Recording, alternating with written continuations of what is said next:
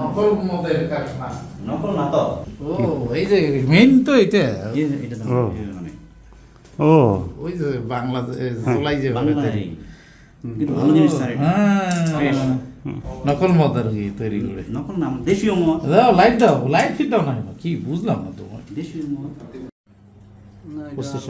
এটা কম 750 মিলি বোতলের তো 750 মিলি। কয়টা আছে টোটাল? এলে কি আছে? চুলা। কার্টুনে ঢুকে গেল স্যার, দেখে দেন। প্লাস্টিক বোতল না?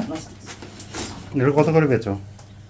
না পাইকারি স্যার আমার 25 কিলো না, পাইকারি বেশি 30। চুলাই 30 আর কোথায় আছে? চুলাই বানাও। এটাই আমার stock।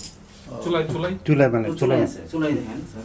আসো আসো এটাই আমার এগুলা চিনি কারখানা। ওই সে তুলে কই?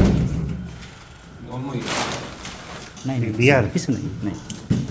ও এই বোতলটা বের করি। ওই লাইট দাও। ও ড্রাম আছে। এর কেউ নাই তো? যে সবগুলোতে আছে? না নাই কোনটাতে আছে?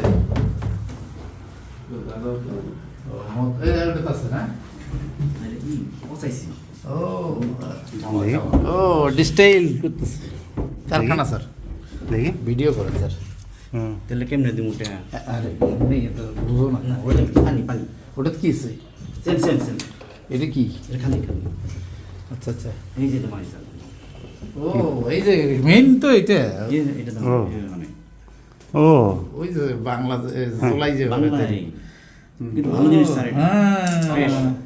নকল মদ আর কি তৈরি করে। নকল না আমার দেশীয় মদ। দাও লাইট দাও, লাইট ফিট দাও না কেন? কি বুঝলাম না তো।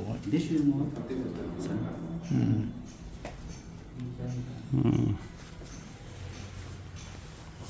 কেউ না স্যার আমি একাই। বন্ধ হবে না আমি এখন নকল মদের কারখানা। নকল না তো। দেশি। ও আচ্ছা আচ্ছা। দেশি মদ দেশি মানে ভাষাটাই এইরকম। নকল না তো।